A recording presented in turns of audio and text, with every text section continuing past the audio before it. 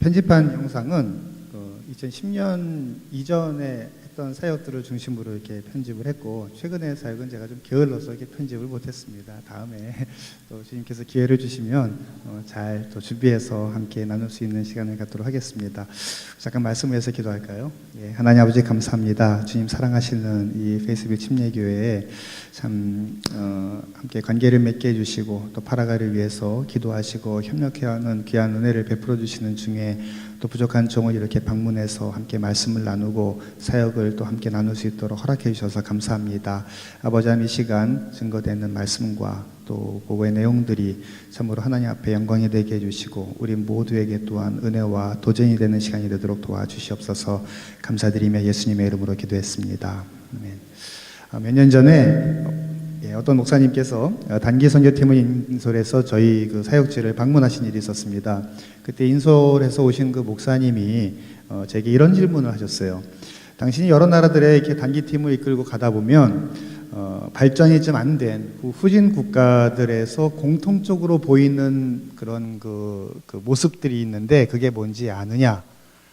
누구시냐면 작년인가요? 여기 집회하러 오셨던 우리 고상환 목사님께서 그런 질문을, 개인적으로 선배 목사님이시기도 한데 그런 질문을 하셨어요. 그래서 제가 그게 뭡니까? 이렇게 여쭤봤더니 그분 말씀이 당신 경험에 의하면 그런 그 저개발 국가들의 이렇게 길거리를 가다 보면 어디를 가든지 길거리에서 어슬렁거리는 게 두 가지가 있대요.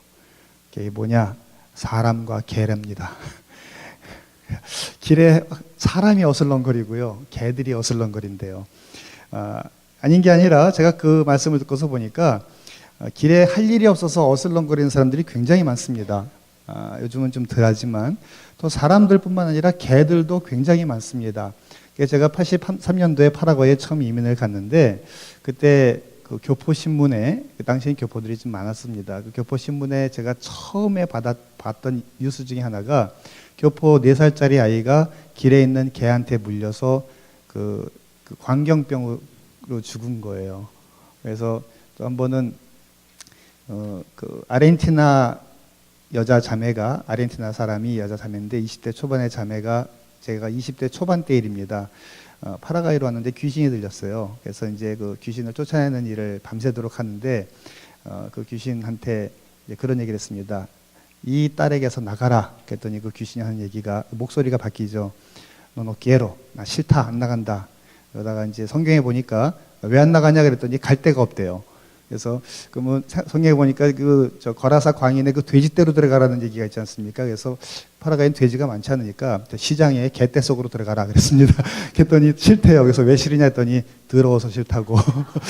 결국은 귀신이 나갔습니다. 뭐 그런 일도 있었고, 개가 많습니다. 지금은 뭐 다 많이 없어졌습니다만은, 또 예배드리다 보면 뒤에서 이제 개가 보이는 그 소개했던 교회들, 또레푸에르테 교회 초창기 그 개척했을 때 뒤에서 예배 중에 개가 들어옵니다.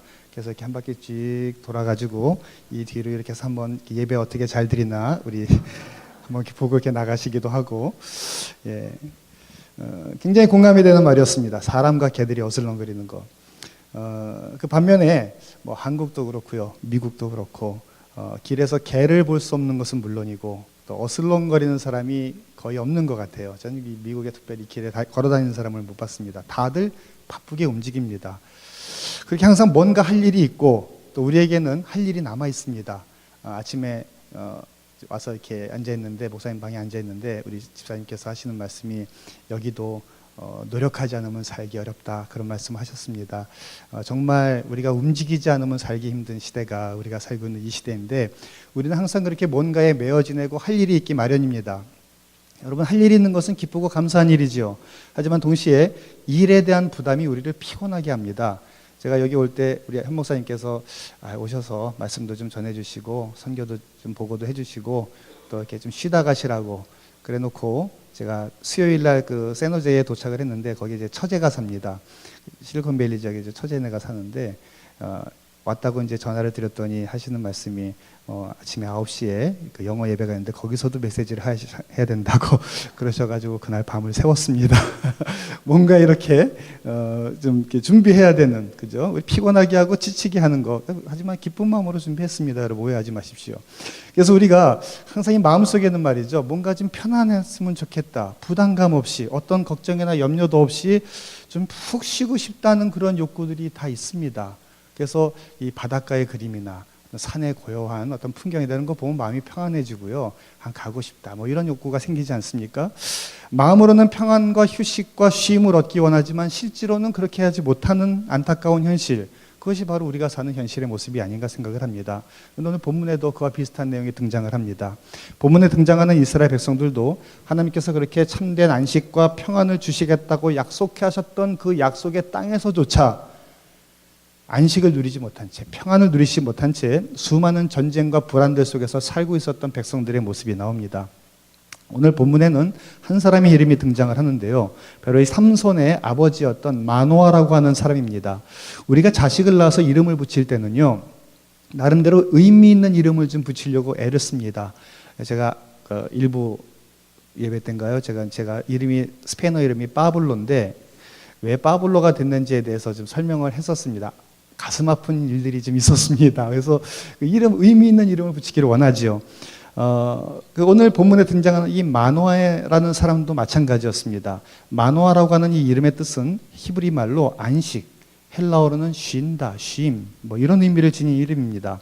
마노아, 그러니까 이 안식과 쉼이라고 하는 이 말은 블레셋 사람들의 그 핍박과 공격 아래서 또 다른 40년 세월을 지내고 있었던 이스라엘 백성들 입장에서는 도무지 어울리지 않는 말이었습니다.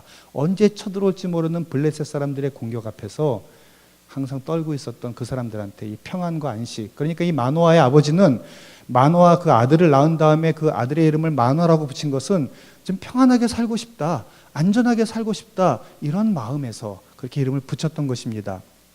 그들의 처한 상황과 전혀 어울리지 않았던 이 마노아라고 하는 이름을 통해서 하나님께서 그 백성들에게 주기를 원하셨던 교훈이 있습니다. 그것은 이스라엘 백성들이 하나님 앞에서 악을 행해서 40년 동안이나 블레셋 사람들의 공격과 압제 속에서 고통을 당하고 있었지만, 그러나 그러한 고통의 상황 속에서도 진정한 안식을 누릴 수 있다는 것을 우리 하나님께서 우리에게 보여주시기 위해서, 그 백성들에게 알게 하시기 위해서 그런 이름을 주신 것이 아닌가 생각을 합니다. 사랑하는 여러분, 오늘 우리가 진정한 안식을 얻기 위해서 이 마노아라고 하는 이름을 통해서, 또한 그의 삶을 통해서 얻을 수 있는 교훈과 도전, 또 이 메시지 가운데 제가 전할 어떤 그런 간증의 내용과 이런 부분들을 통해서 우리가 받을 수 있는 교훈들이 있습니다. 그 첫 번째는 우리가 정말로 진정한 안식을 얻으면서 살려면 하나님을 신뢰해야 됩니다.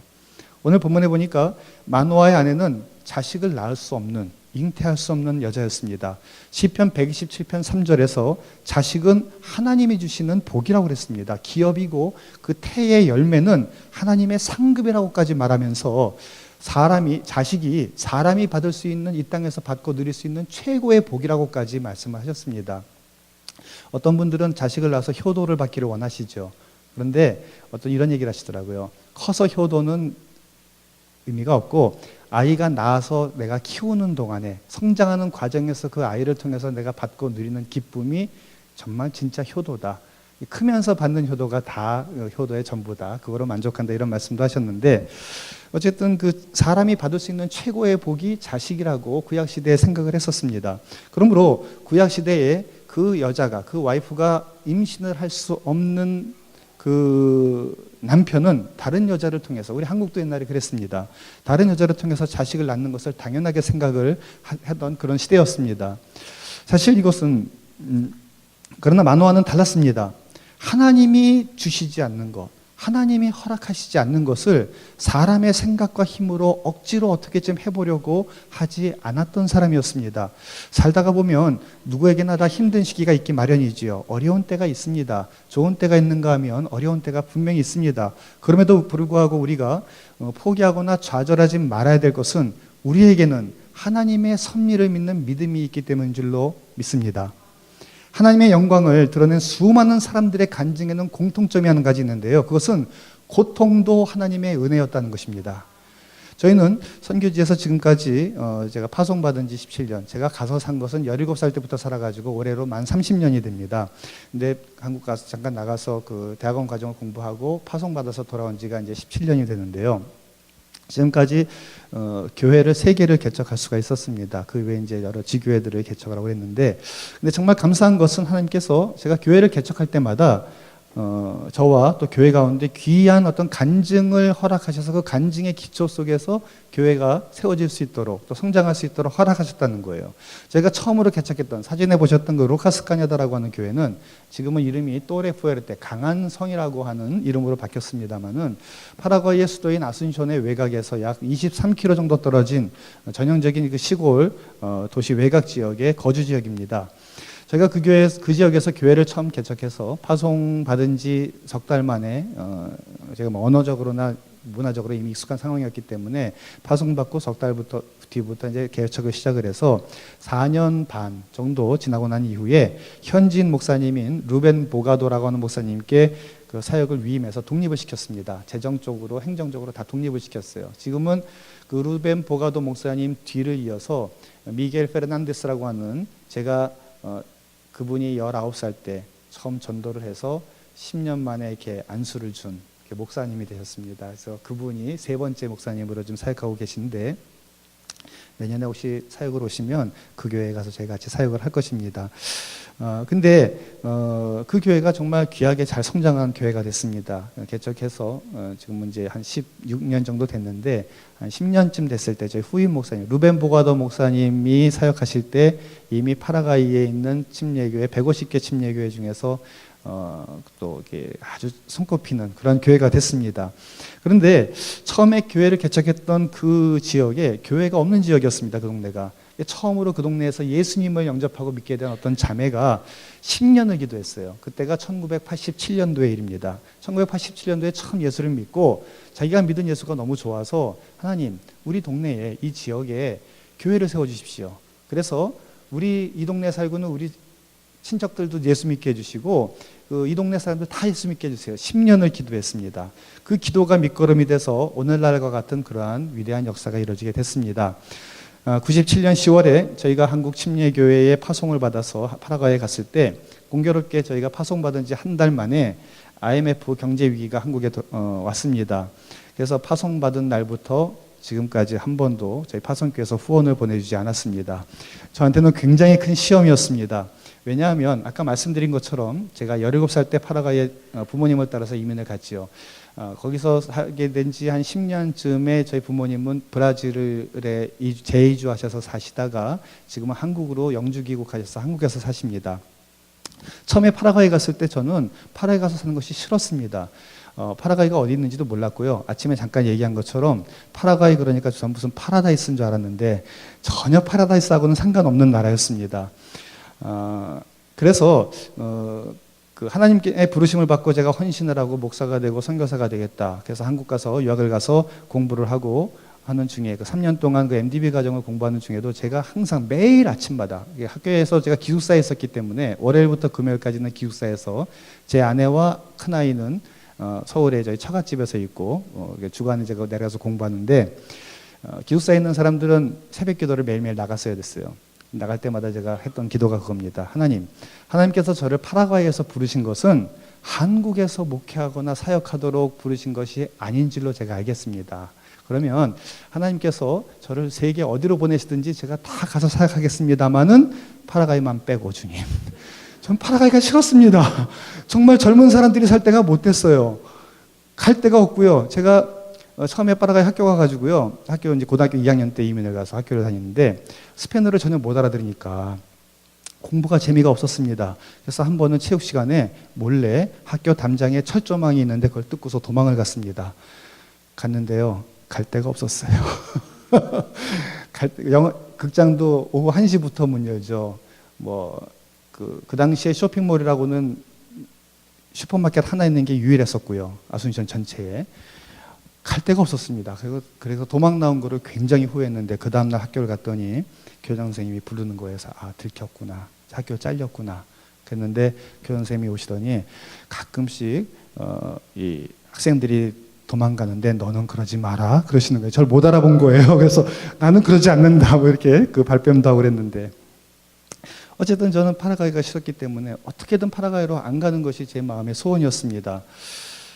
그래서 또 대학원을 졸업을 하고 어떻게 하면 파라과이로 다시 가지 않을까를 고민하려고 8개월 동안 제가 중남미 아르헨티나, 브라질, 그때 제 기억에 그때 현 목사님을 처음 뵌 것 같은데, 그 다음에 페루 뭐 이런 데를 파라과이 이외에 갈 데가 어디 있을까 이거 알아보려고 제가 돌아다니기도 했고요.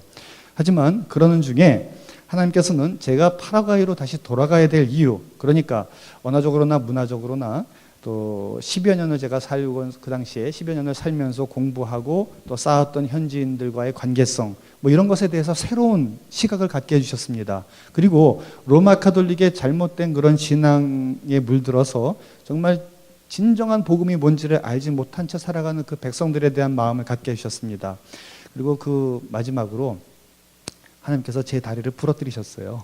그래서 훈련원에 있는 동안에 제 다리가 부러져 지금도 비가 올 쯤 되면 다리가 시큰시큰합니다, 발목이.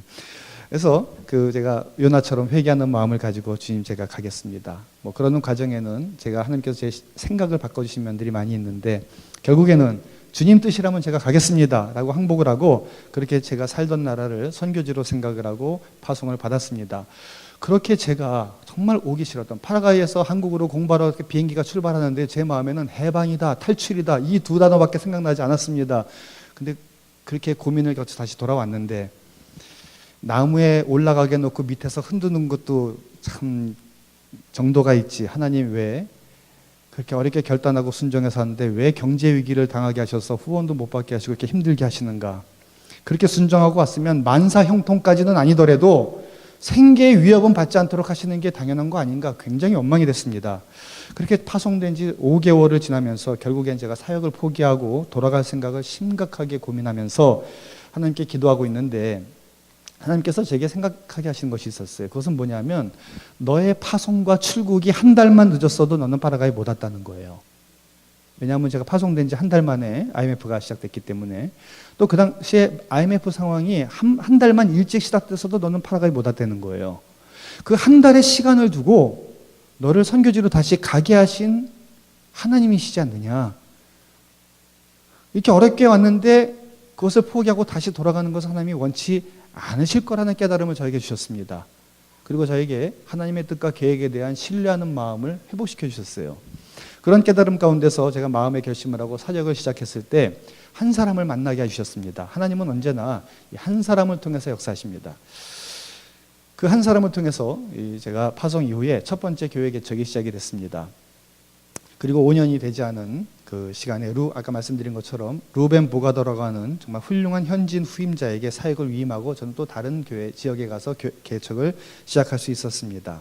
사랑하는 여러분, 오늘 우리의 삶에, 가정에, 교회에 당면한 과제들이나 처해 있는 일들, 그런 상황이 아니라, 상황을 보는 것이 아니라 나를 향하신 그 하나님의 사랑과 섭리와 계획을 신뢰하고 인내하고 하나님의 때를 기다릴 줄 아는 그러한 믿음이 있어야 될 줄로 믿습니다. 여러분, 우리가 믿지 못하면 불안해집니다. 신뢰가 없을 때 불안이 싹트고요, 신뢰가 없을 때 불안한 마음이 우리 마음속에서 꽃을 피우게 되는 것입니다. 하지만 신뢰가 있는 곳에서는 상황이 어떻더라도 그 마음의 삶에 진정한 평안과 안식이 있는 줄로 믿습니다. 하나님께 대한 오늘 저와 여러분의 신뢰, 그것은 하나님 아버지, 하나님, 우리의 아버지 되신 하나님께서 절대로 우리를 버리지 않으실 거라는 것 사실에 대한 신뢰인 줄로 믿습니다. 그리고 그분께서 내가 드리는 그 어떤 기도라도 무시하지 않으시고 들어주실 것에 대한 신뢰인 줄로 믿습니다. 또 나를 향해서 계획을 가지고 계시다는 사실에 대한 신뢰이자 확신인 줄로 믿습니다. 하나님께 대한 전폭적인 신뢰와 확신이 있었던 마노아는 자식을 잉태하지 못하는 상황 속에서도 흔들리지 않는 평안과 안식을 누릴 수 있었습니다.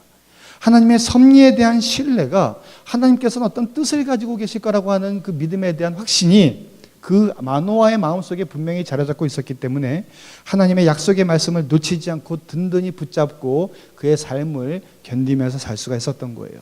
사랑하는 여러분, 나를 향하신 그 하나님의 섭리, 나에게 부어주시는 하나님의 사랑, 그 하나님에게 대한 신뢰를 회복하시는 여러분 모두가 될 수 있기를 살아계신 주님의 이름으로 축원드립니다. 두 번째로 우리가 진정한 안식을 누리는 삶을 살기 위해서는 기도로 해결해야 됩니다. 오늘 본문 8절 말씀을 다 같이 보시겠습니다. 8절에 보시니까 마노아가 여호와께 기도하여 가로되 주여 구하옵나니 주의 보내셨던 하나님의 사람을 우리에게 다시 임하게 해주십시오. 그랬습니다. 여기서 마노아는 하나님께서 보내주셨던 그 사람을 다시 만나게 해달라고 기도하고 있습니다. 그런데 9절에 보면 하나님께서 이 마노아의 기도를 들으셨습니다. 하나님이 마노아의 목소리를 들으시니라. 사랑하는 여러분, 우리의 모든 기도는 하나님께서 귀 기울여 들으시는 줄로 믿습니다. 우리의 기도를 무시하지 않고 들어주시는 그 하나님의 사랑을 믿으시기 바랍니다. 오늘 본문의 3절에 보면 하나님의 사자가 마노아의 아내에게 나타났다고 하셨는데 마노아의 부인이 하나님을 만난 거예요. 그런데 본문에는 나오지 않지만 마노아의 아내는 기도하는 중에 하나님의 사자를 만났을 것이라고 저는 생각을 합니다. 마노아의 아내는 분명히 기도하다가 하나님을 만났습니다. 전혀 하나님하고 상관없는 상황에서 하나님을 만날 리가 없지 않습니까? 그런데 그 마노아와 그 와이프가 하나님 앞에 기도를 한 후에는 어떻게 했습니까? 9절 말씀해 보니까 그 아내가 두 번째로 하나님의 사자의 방문을 받게 되었을 때 밭에 나가 있었다 그랬습니다. 그러니까 이 마노아와 그의 부인 이 두 사람은 기도하고 난 이후에 될까 안 될까? 하나님이 들어주실까 안 들어주실까? 불안해하거나 초조해하거나 안타까워하거나 했던 것이 아니라 자신들의 기도에 대해서 하나님이 정말로 직접 응답해 주실 것에 대해서 믿고 가벼운 마음으로 자기의 삶의 현장으로 돌아갔다는 것입니다. 그러므로 우리가 기도한 이후에는 아멘 했으면 그 이후의 일은 하나님께 맡길 수 있어야 됩니다. 그게 진정한 믿음이에요. 저희가 파송을 받고 처음에 사역을 시작할 무렵에 파라과이에서 제가 신학교를 다니는 상황에서 같이 공부했던 까를로 라미레스라고 하는 목사님을 만나게 됐습니다. 그리고 그분의 소개로 사역지가 연결이 됐어요. 그 스토리는 제가 다 말할 수 없습니다만 시간상. 그러나 저희가 처음에 사역했던 그 지역에 처음 발을 들여놓았어요. 그 로카스카냐다. 지금의 또레푸에르테 교회가 된 그 교회, 그 지역에 들어갔을 때 한 가지 놀라운 사실을 발견했습니다. 아까 말씀드린 것처럼 그 지역에서 처음으로 예수 믿고 교회를 세워달라고 기도하기 시작했던 술미나 데 아르세라고 하는 아르세 씨의 부인 술미나라고 하는 자매를 만나게 됐는데 이 자매가 10년을 기도한 거예요. 한 가지 재미있는 것은 이 자매가요. 그 당시 40대 중반의 나이였는데 지금도 얼마나 신실하게 기도 많이 하는 자매인지 모릅니다. 근데 이 자매의 직업이 뭐냐 하면 미장원이 없어요. 근데 미용사인데 미장원이 없이 출장 전화로 보면은 핸드폰 받고 가가지고 머리 만져주는 거예요. 근데 여러분 여자분들이 미장원 가서 머리 맡기면 보통 1시간, 짧으면 30분에서 1시간, 2시간 걸리지 않습니까? 파마하고 컷하고 다 하면 이분이 그러면 머리를 맡기고 있는 동안에는 꼼짝 못하는 겁니다, 여자분들이. 그러니까 자기가 그 머리 맡고 있는 그 손님에 대해서 1시간 가까이 이렇게 머리를 만져주면서 복음을 전하는 겁니다. 이 사람은 듣기 싫어도 들어야 돼요. 일단 머리를 손대고 있기 때문에. 그런데 열매가 있습니다. 주일 끝나고 나면 이제 그 한 주간이 지나가면 주일날 교회 와서 저한테 목사님 오늘 지난 주간 제가 몇 명 전도했습니다. 몇 명이 결신했습니다. 그 사람들이 다 저희 교회 나온 건 아니었어요. 왜냐하면 이 동네 저 동네 막 다니는 거기 때문에 그 지역에 있는 교회들에 가더라도 어쨌든 본인은 복음을 전한 거예요. 얼마나 귀한지 모릅니다. 근데 이 열심히 있는 자매였는데 그 10년 동안을 교회를 세워달라고 기도했지만 응답이 안 됐습니다. 마음에 낙심이 되죠. 10년을 하루같이 하나님 교회를 세워주십시오 했는데 응답이 안 됐으니까요. 그래서 아마 하나님께서 내 기도를 듣지 않으시는가 보다, 아니면 하나님께서 이 동네에 교회가 세워지는 것을 원치 않으시는가 보다라고 생각을 하고 있었을 때 그 자매를 저희가 만나게 된 것입니다. 그 자매의 가정을 중심으로 교회가 개척이 됐습니다. 여러분 이름이 없는 자매예요. 들어보셨습니까? 술미나 데 아르세? 처음 듣죠? 저도 모르는 사람이었습니다. 파라과이라고 하는 아까 집사님 파라과이 어디 있냐고 하셨는데 저도 몰랐습니다. 가기 전까지는. 작은 나라에 그것도 변두리의 한 지역에서 사는 많이 배우지도 못한 미용 일을 하는 정말 그런 자매입니다. 그런데 주님을 향한 뜨거운 사랑을 마음에 품고 복음이 확장되고 전도가 되고 영원히 구원되기를 바라는 마음을 가지고 기도했을 때 하나님께서는 10년 만에 그 자매의 기도를 응답해 주신 것입니다. 그리고 교회가 세워지고 복음이 전해지고 되고 그 가족 친척 모두가 다 예수를 믿었습니다. 뿐만 아니라 저희가 교회를 건축하는 과정도 마찬가지예요. 저희가 무슨 돈이 있어서 건축한 거 아닙니다. 여러분 보십시오. IMF가 돼가지고 후원금도 안 들어왔는데 건축을 무슨 돈으로 했겠습니까? 또 저희 현지인 교인들 가운데 뭐 재력가가 있어가지고 건축한 것도 아닙니다. 저는 지금까지 3번을 건축을 해오면서 도대체 그 돈이 다 어떻게 들어왔는지 기억이 안 납니다. 알질 못해요. 처음에 땅을 구입하고 난 이후에 이제 건축을 해야겠다라는 생각을 했는데 정말 막막했습니다. 앞에 소개했던 그 술미나 그 자매 가정에서 200불 정도 되는 정말 큰 돈입니다. 그 사람들 입장에서 헌금을 했습니다. 미약한 돈이지만 씨앗이 됐습니다. 이 일이 시작될 무렵에 미국과 한국의 여러분들이 전 뭐 어디 기도 편지를 한번 써본 적도 없는데 이렇게 조금씩 이렇게 후원금을 보내주셨습니다. 그러는 중에 일이 없어서 놀다가 2년을 직장이 없어서 놀다가 직장을 처음 얻어서 첫 월급을 받은 어떤 형제가, 저는 그분을 본 적이 없어요. 지금까지도 본 적이 없습니다. 김현일이라는 이름만 압니다. 이 형제가 자기 첫 월급 2,200불을 보내줬습니다. 여러분, 미국에서 2,200불 월급이 많은 건지 적은 건지 모르겠습니다. 그런데 2년 동안 잡이 없다가 생긴 첫 번째 월급을 보내준 거예요. 또 어떤 성도는 집 수리하는 비용을 아껴서 500불을 아껴가지고 그거를 이렇게 보내준 적도 있고요. 또 어느 교회의 주일학교 유년부 학생들은 8개월 동안, 그 당시에 4학년이었습니다. 8개월 동안 심부름값, 간식비를 아껴가지고 모은 돈 200불을 보내줬습니다. 제가 그 200불이 얼마나 귀한지요. 헌금을 받고 제가 마음이 숙연해졌습니다. 그리고 저희 그 현지인 교인들에게 얘기했어요. 이 정말 귀한 헌금인데 이거 어디다 썼으면 좋겠냐 그랬더니 교인 하나가 빛나는 헌금이니까 빛나는 데 쓰자 그래서 형광등을 달았습니다. 지금도 빛나고 있습니다. 현재 여러분, 저희가 그 미라플로레스 지역에 교회를 세웠을 때 함께 교회 개척 멤버로 헌신했던 그 3가정 중에 하나가 디오니시오라는 형제가 있는데 이것도 다른 교회입니다. 근데 그 자기 가정을 오픈해서 저희와 함께 교회를 시작하는 중에 정말 이 가정에 어려움이 많았습니다. 첫 번째는 아까 사진에 아기 얼굴이, 여자아이 얼굴이 크게 나왔었죠. 세상 떠났습니다.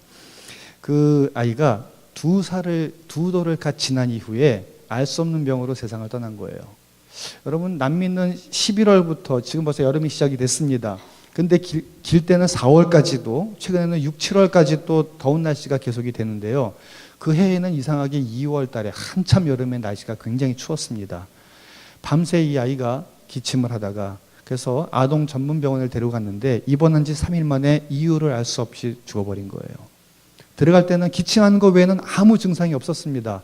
분명히 의사가 뭔가를 잘못한 거예요. 근데 우리가 밝혀낼 수가 없었습니다. 그런데 그 가정이 당한 어려움은 그것만이 아니었습니다. 그 집의 가장인 디오니시오 형제가 직장을 잃었습니다. 파라과이에서는 뭐 여기도 마찬가지겠지만은 빵집에서 일하는 사람들이요, 빵을 그 배달과 판매를 위해서 새벽에 나가야 되니까 새벽부터 빵을 만들어서 아침에 배달을 보냅니다. 근데 한여름 온도가 40도, 45도, 어떤 때는 50도, 페르나이트이 아니고 그 뭐라고 그러죠? 예, 도시. 예.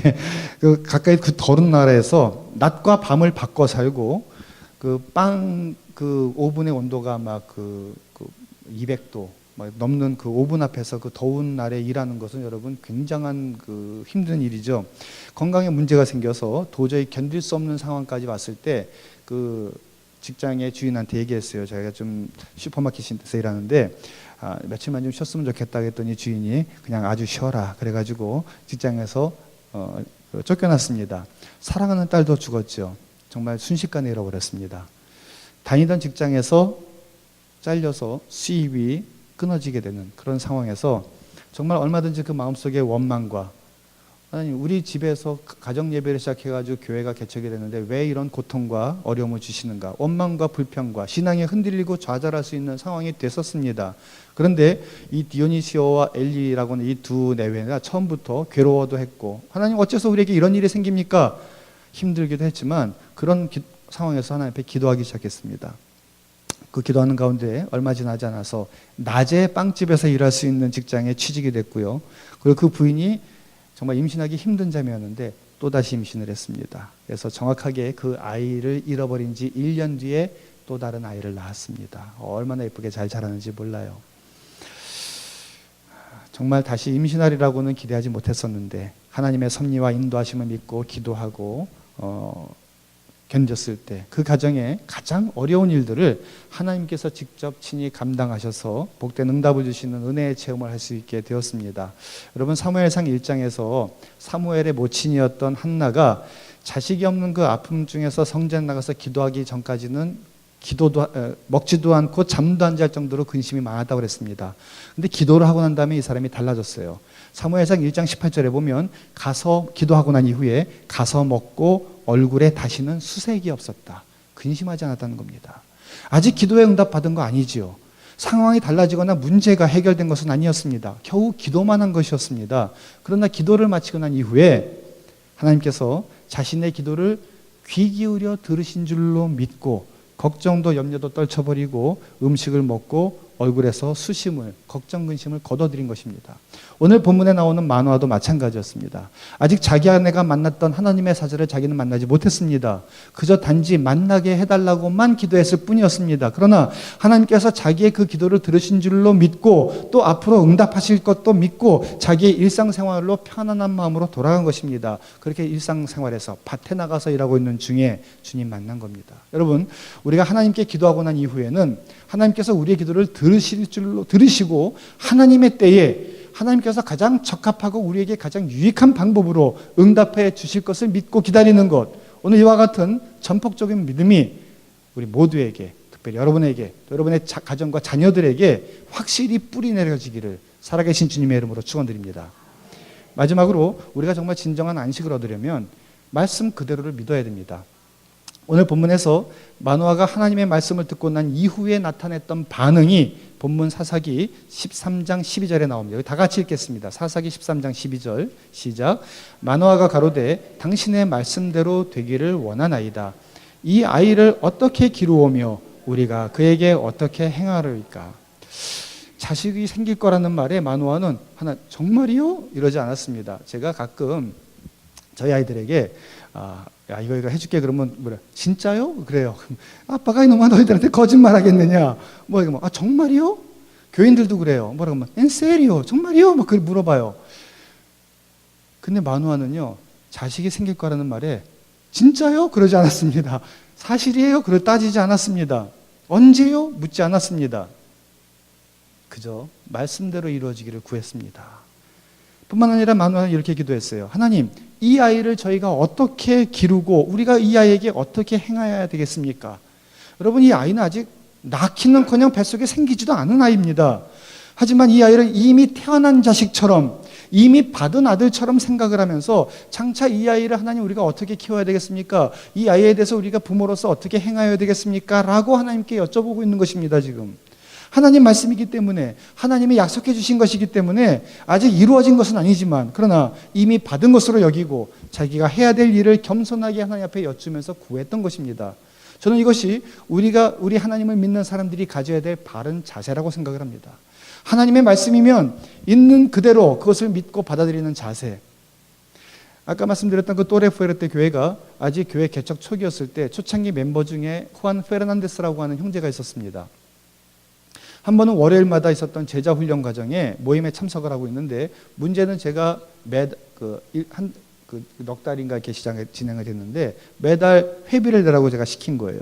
그 당시 훈련 비용이 약 2만 과란이, 그러니까 한 15불쯤 되는 돈이, 그 당시 환율로 15불쯤 되는데 다른 성경 공부를 하면 제가 그냥 교회에서 하겠습니다만은 그러나 우리가 제자 훈련이라고 하는데 뭔가 헌신의 의미를 담아서 우리가 회비를 좀 내자 이렇게 시작을 했습니다.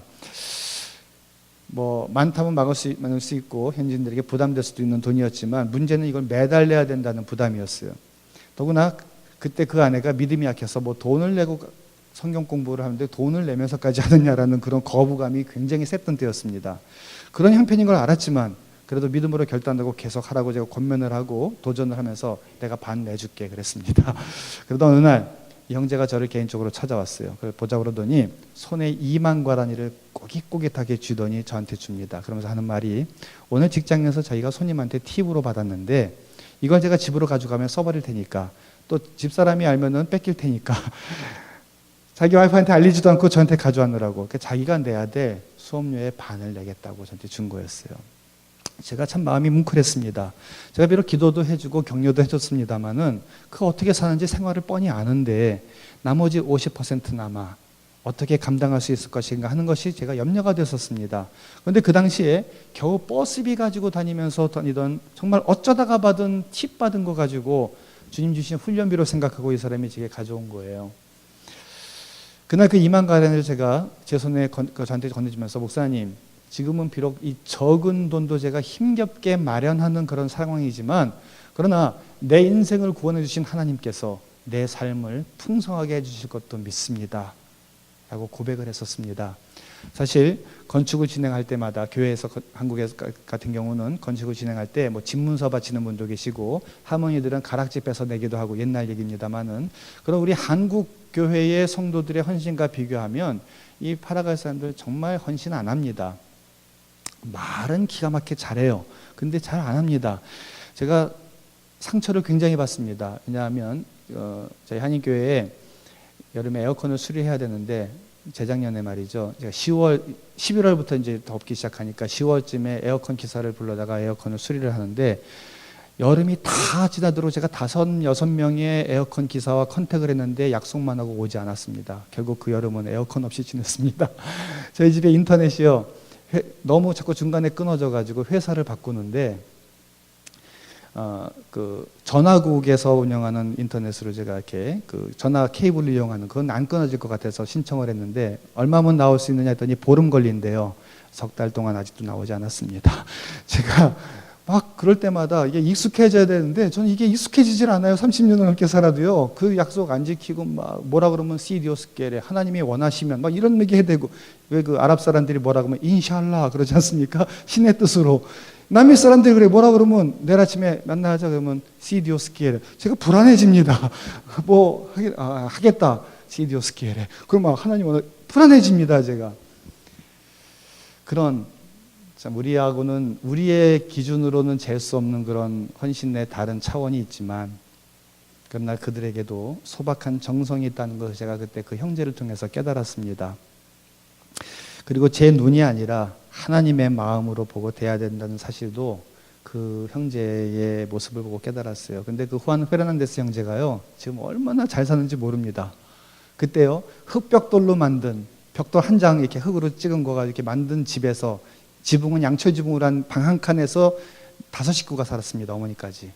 한 번은요, 흙벽돌로 만들었으니까 얼마나 약합니까? 도둑이 벽을 발로 차가지고 구멍을 내고 들어와서 유일한 텔레비전을 훔쳐갔습니다.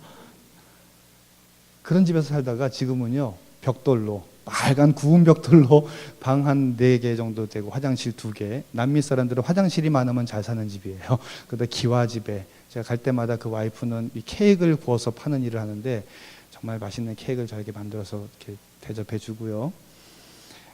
정말 새 직장에서 기술을 인정받아 지금은 책임 있는 높은 자리에서 인정받고 일을 하고, 교회에서도 얼마나 성실하게 일하는지 모르겠어요. 교회 사진은 이 사람이 다 찍습니다. 여러분, 신약 성경 히브리서 11장에 보면은 수많은 믿음의 조상들이 쭉 나오지요. 그러면서 그들에 대해서 이렇게 평가를 하고 있는 것을 봅니다. 히브리서 11장 13절에 이 사람들은 다 믿음을 따라 죽었으며 약속을 받지 못하였으되 그것들을 멀리서 보고 환영하였다. 아직 이루어지지 않은 것이라고 해도, 그러나 하나님의 약속의 말씀에 대한 전폭적인 신뢰의 자세가 신앙인의 참되고 바른 자세라는 것입니다. 저는 이것이 우리 믿는 사람들의 바른 자세라고 생각을 합니다. 하나님 말씀이면 그런 줄로 아는 것, 하나님이 그렇다고 그러시면 그런 줄로 아는 것, 이게 믿음이죠. 믿음이 뭐냐? 복잡할 거 없습니다. 하나님이 그렇다고 하면 그런 줄 아는 거예요. 신약성경 11서 11장에 그런 말씀들이 쭉 있죠. 하나님께서 우리에게 귀한 은혜와 사랑들을 주시는데, 이 말씀을 우리가 받아들이면서 하나님 앞에 응답하고, 그렇게 주님의 그 말씀이 이루어질 것을 기대하면서 살아야 될 줄로 믿습니다. 그래서 오늘 마노아에게는 하나님에 향한 전폭적인 신뢰가 있었습니다. 어떤 형편과 처지와 상황 속에서든지 하나님께서는 당신의 자녀된 나에게, 또 우리 모두에게 가장 좋은 것, 정말 최상의 것으로 나에게 주실 것이라고 하는 전폭적인 신뢰가 있어야 됩니다. 또 나에게 당하여진 그런 문제를 해결하자 할 때도 도울 힘이 없는 인생을 의지하지 아니하고 기도로 해결할 줄 아는 믿음이 있어야 될 줄로 믿습니다. 뿐만 아니라 하나님은 진실하시기 때문에 말씀하신 것은 반드시 이루실 것을 우리가 믿어야 됩니다.